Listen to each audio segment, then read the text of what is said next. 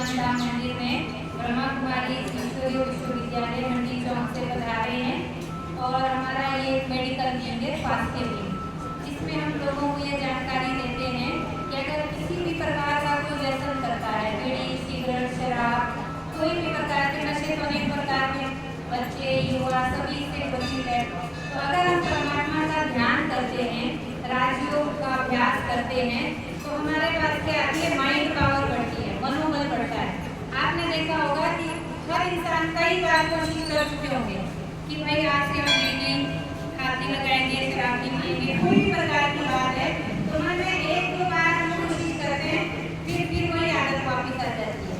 तो जब हमारा मन ईश्वर से जुड़ता है, जो सर्वशक्तिमान है, तो हमारे अंदर जो मन में शक्तियाँ हैं जागृत हो जाती है। इसके लिए तो रोज का अभ्यास चाहिए, दूसरी दृढ़ता चाहिए और तीसरा संग चाहिए। संग क्या है कि हमें एक बल देता है। अगर अच्छे संग में आप जाएंगे, रोज सत्संग सुनेंगे, जैसे हम मंदिर में आते हैं, कुछ ना कुछ तो विचार बदलते कि नहीं बदलते, तो वो उस विचार को हमें बल देता है ईश्वर परमात्मा, है ना। तो या इसमें हम एक बताएंगे इसके नुकसान क्या है चित्रों के द्वारा। तो सबसे पहले तो हम इसका थोड़ा सा शुभारंभ कराएंगे, उद्घाटन कराएंगे अपने जो अध्यक्ष है हनुमान धाम के महावर जी, और भी विशिष्ट व्यक्ति यहाँ पे जो उपस्थित है, तो आप सभी ताली बजा करके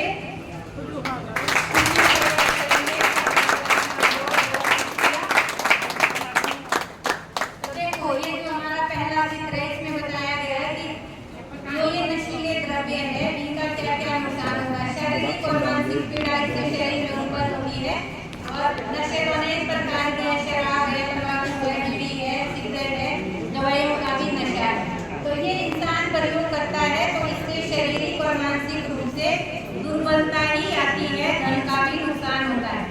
एक नए प्रकार का नशा जिससे आप सब परिचित होंगे वो है, जो भी तकनीकी हमें सुविधाएं मिली है साइंस में, इंटरनेट है, मोबाइल है, टीवी है। तो टीवी भी कई घंटों देखते हैं, अब तो हाथ में ही आ गया।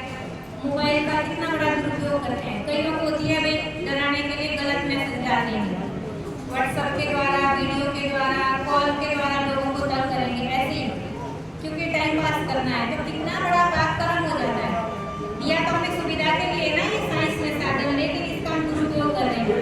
और कई तो विदेशों में तो इसके सेंटर खुले हैं मोबाइल की लत छुड़ाने के लिए, जैसे शराब के केंद्र खुले हैं ना शराब छुड़ाने के लिए, ऐसे उनको ऐसी जगह ले जाते हैं जहाँ पर नेटवर्क ही ना हो। अब आप सोचो कि अगर मोबाइल के नेटवर्क नहीं होंगे तो क्या होगा उस दिन। तो कहने का मतलब है कि हम परमात्मा की संतान हैं, हमारे पास बुद्धि है ना। इंसान जो है ना सबसे ज्यादा बुद्धिमान व्यक्ति है संसार का प्राणी।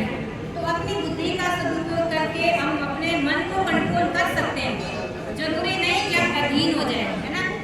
तो दूसरा नशा क्या है, नशा करता क्यों है इंसान, है ना। तो देखो एक तो ये सहज उपलब्ध है, कहीं पे भी शराब, बीड़ी, सिगरेट इसलिए, है ना। दूसरा खुशी के लिए करते हैं, तीसरा तनाव के लिए करते हैं, अगर परिवार में लड़ाई झगड़े उसके लिए करते हैं, और तीसरा भाई ये तो फैशन है, अगर हम ये चीज नहीं यूज करेंगे लोग कहेंगे तुम कौन से जमाने में जी रहे। अब ये देखो ये मान्यता भी सही है कि नहीं है, ये तो हमें अपने लिए देखना है ना कि मेरे लिए क्या जरूरी है। अब तीसरा है कि देखो ये व्यसन शरीर पर और व्यसनिक मतलब क्या धन की कैसे पहचानेंगे कि आपका बच्चा या किसी का हस्बैंड, किसी का बेटा नशे कर रहा है, वो पैसे की डिमांड करेगा, आपको ज्यादा पैसे चाहिए, किसके लिए चाहिए, उनके लिए चाहिए, है ना। उसका शरीर से कुछ दिखाई देगा, तो पहले कुछ जो लक्षण दिखाई देंगे वो हमें घर में वो लेट आएगा, कभी झूठ बोलेगा, तो धीरे धीरे वो आदत बढ़ती जाएगी। परिवार वालों को या मित्र संबंधियों को ध्यान रखना है कि उस तरफ हमारा बच्चा है, हमारा परिवार का सदस्य अगर जा रहा है तो शुरुआत में हम उसकी थोड़ी सी ध्यान दे इस बात पे। अब ये जो सिगरेट है ना, सिगरेट तंबाकू, इसका नशा पता क्या है, एक सिगरेट से 6 मिनट आयु कटती है। आप सोचो बीड़ी सिगरेट पीने से हम अपनी 6 मिनट की जो उम्र है आयु अपने आप ही माइनस कर रहे, घटा रहे, तो कितना बड़ा नुकसान। मतलब हमें ये रियलाइज होना चाहिए कि ये नशे हमें चारों तरफ से नुकसान ही दे रहे हैं। आगे तंबाकू देखो, इसमें कितने प्रकार का कैंसर होता है, मुंह का कैंसर है, अमाशय का कैंसर है, लीवर का है, हृदय का है, यहाँ तक कि महिलाएं भी आज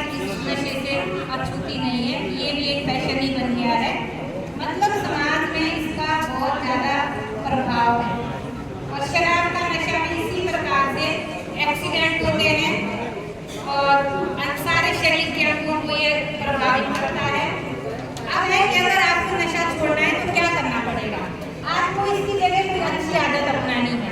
चाहे आप वॉक करें, चाहे आप कोई खेल में भाग लें, चाहे आप कोई एक्सरसाइज करें, कोई म्यूजिक सीखें, कोई वादन यंत्र का प्रयोग करें, कोई डांस की कला सीखें, कोई ऐसी अच्छी आदत अपनाओ तो आपका जो माइंड है उधर को आपको डाइवर्ट करना है। तब आप जिस समय नशा करते हैं उस समय कुछ और कोई अच्छी किताब पढ़ लो, है ना। अब इसमें भी ये बताया गया है कि भाई नशीले द्रव्य के लिए आपको परिवार में बच्चों को समय देना है ना, बच्चों को भी समय देना है, पति पत्नी को आपस में बात करनी है तो उससे भी शेयर करें बातों को, उनसे पूछें अच्छी तरह से कि सबसे जो कारगर उपाय है वो है राजयोग मेडिटेशन। राजयोग हमें बताता है कि ये जो हमारा शरीर है इसकी आत्मा मालिक है, ये जो कर्मेंद्रिय है ना इनके ऊपर हमारा कंट्रोल है। पर अभी कर्मेंद्रियों के अधीन हो गई आंख है, कान है, नाक है, मुंह है, तो ये राजयोग में आत्मा राजा है तो मैं मालिक हूँ, तो मैं कंट्रोल कर सकती नहीं कर सकती। जैसे आप कार चलाते हैं, बाइक चलाते हैं, हर चीज को कंट्रोल कर सकते हैं, लेकिन मन को कंट्रोल करना हम कठिन समझते हैं क्योंकि अगर हमारा ध्यान ही नहीं है। इस समय आपने समझ लिया कि मन भी एक कर्मेंद्रिय है, जैसे आंख बंद करनी खोलनी ये मेरे कंट्रोल में है, ऐसे मन को मैं उधर